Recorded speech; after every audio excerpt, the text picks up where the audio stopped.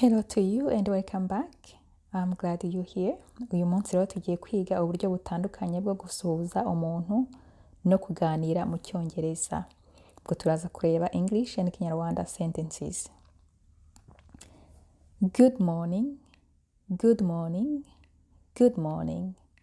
Ni kuvuga waramutse cyangwa se mwaramutse. Ni indamutso yemerewe gukoreshwa mu gitondo kugeza saa sita. Good afternoon. Good afternoon. Good afternoon. Ni kuvuga wiriwe cyangwa se mwiriwe neza. Ni indamutso yakoreshwa guhera saa sita kugeza saa 12 z'umugoroba. Good evening. Good evening. Good evening. Good evening. Umugoroba mwiza.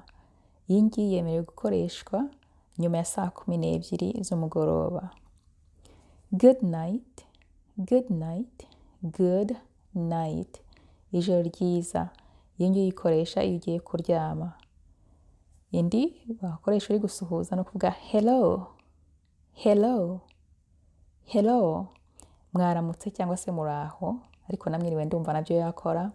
Indi iyi ni hi. Hi no kuvuga umuntu wisangaho cyane nk'umuntu utazi ntago ambwira ngo hi. So hi, hello byose ni nkaho ari kimwe. Okay? Iyi ngiyi rero ikoreshwa iyo ubonye umuntu. Bye.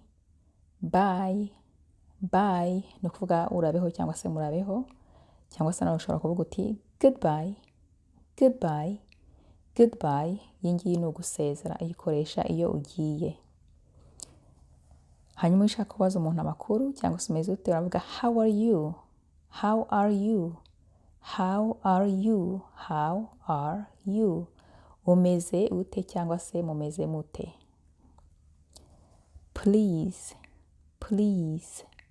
Please. No kuvuga nyamuneka ni ijambo ry'ubupfura ukoresha kugira ngo wongere kubisabwa.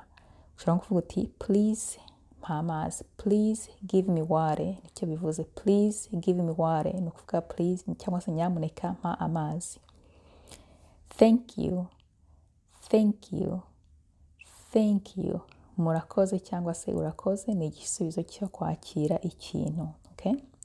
Have a nice day. Have a nice day. Have a nice day. Mugire cyangwa se ugire umunsi mwiza. No kwifuriza umuntu ineza cyangwa se neza. Naha rero turangirije murakoze gutega amatwi ubwo ngubwo naho butaha. Please subscribe. It means a lot to me. Thanks for now and we talk to you later. Bye for now.